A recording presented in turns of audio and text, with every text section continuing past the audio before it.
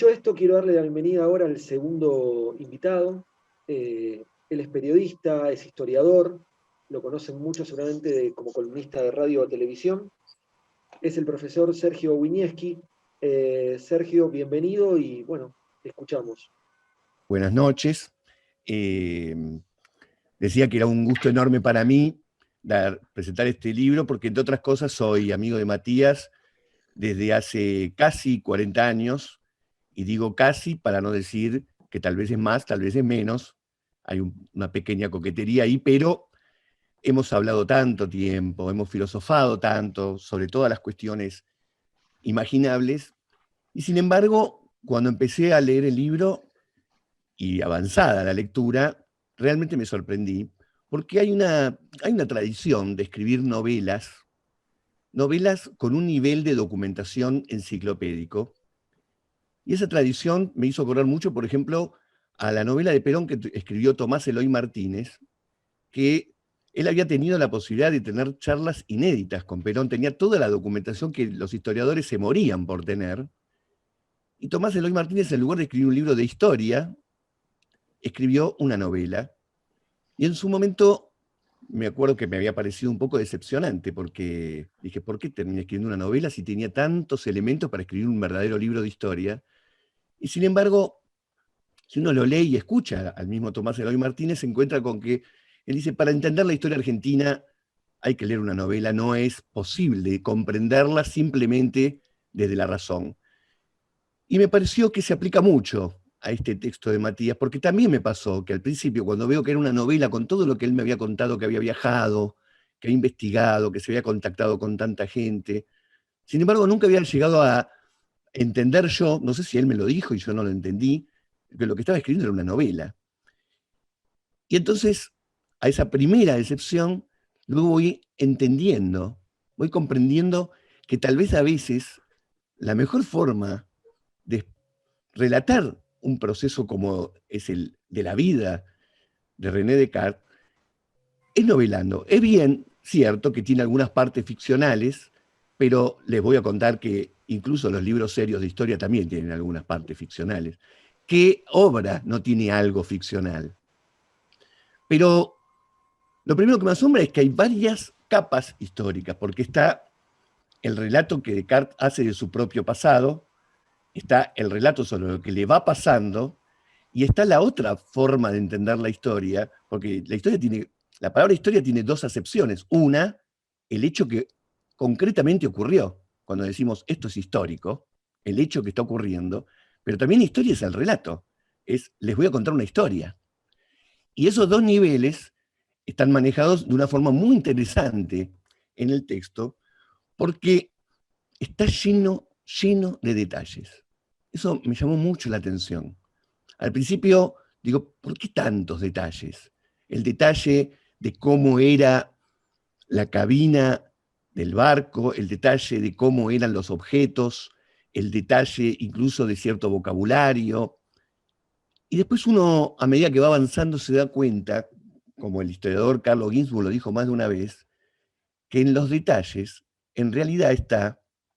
la experiencia vivida. El gran relato, por lo general, omite los detalles, porque el gran relato trata de comprender, el gran relato trata de racionalizar, trata de darle un sentido a una historia. Pero los detalles son los que te la hacen vivir. Los detalles son los que te generan la sensación de que estás experimentando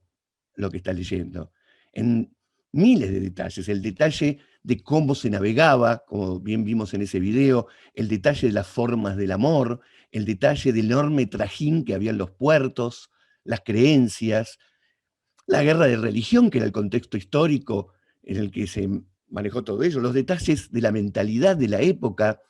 ciertas palabras, en fin, la forma del amor, lo que ya lo dije. Y entonces, a través de esos detalles, me di cuenta que uno podía tener la posibilidad, leyendo El invierno sueco, no solamente de leer un hecho histórico, muy fundamentado, muy documentado, sino que también podía hacer la experiencia de lo que pasó ahí. Y en ese sentido me pareció también que uno puede reconstruir ciertas cosas del siglo XVII, que es el momento en el que está ocurriendo todo esto, no porque nos lo explican, sino porque nos los hacen vivir. Haber visto en el video a este hombre que hizo navegar a Matías por esos ríos y esos mares, me termina de confirmar lo que estoy diciendo, porque una cosa muy interesante que también me pareció es que para entender a un filósofo,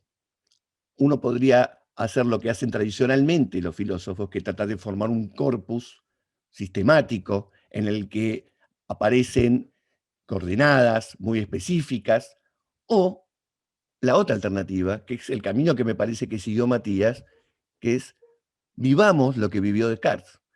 Vivámoslo, tengamos esas angustias que él tuvo, esas incertidumbres, esos momentos en el que él todavía no es el gran filósofo, ni mucho menos, es una persona que está tratando de aprender a vivir, y en ese aprender a vivir está encontrando respuestas. Y eso también me hizo acordar mucho a otro filósofo, Walter Benjamin, que dice, critica mucho al historicismo, que es ese que te cuenta los hechos con el diario del lunes, ¿no? Cuando te cuentan algo en el que ya se sabe cómo va a ser el final, porque el historiador obviamente ya sabe cómo es el final, pero cuando te cuenta los hechos con el final a la vista, parece como un camino muy previsible. En cambio, los hechos en la historia no ocurren así. A cada paso no sabemos lo que va a pasar mañana, no sabemos lo que va a pasar dentro de unas horas. Y entonces la historia se vive con incertidumbre, no se vive con la certeza de que ya sabemos cómo va a terminar todo este lío que tenemos dentro de 4 años. Y eso está recogido en el libro de una manera maravillosa porque está puesto en esos detalles, en el detalle del pensamiento, en el detalle de la duda, en el detalle de encontrar una respuesta en un mundo en el que está dudando de todo, porque si hay algo en que se parece el siglo XVII con nuestra actualidad, es en que las grandes certezas parecen crujir. Si hablamos de una guerra de religión, la religión en esa época no es como ahora, que uno puede elegir cómo se toma la religión, que incluso puede hacer su vida cotidiana y de vez en cuando ve si le da bolilla o no a la religión, e incluso algunos toman la opción de no tener religión y ser ateos. En esa época esa opción no existía. Alguien entendía el mundo de acuerdo a la religión que tenía. Y si había guerras de religión, y estas no eran las guerras de los cruzados contra el mundo de los bárbaros, lo digo entre comillas, lo de bárbaros,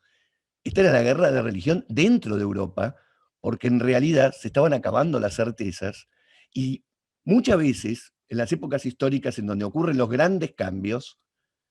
a nosotros nos parecen maravillosas, pero los que lo tienen que vivir, lo viven con enorme zozobra, porque esos grandes cambios son las caídas del universo que uno tiene como creencia y no sabe lo que va a venir. Por eso,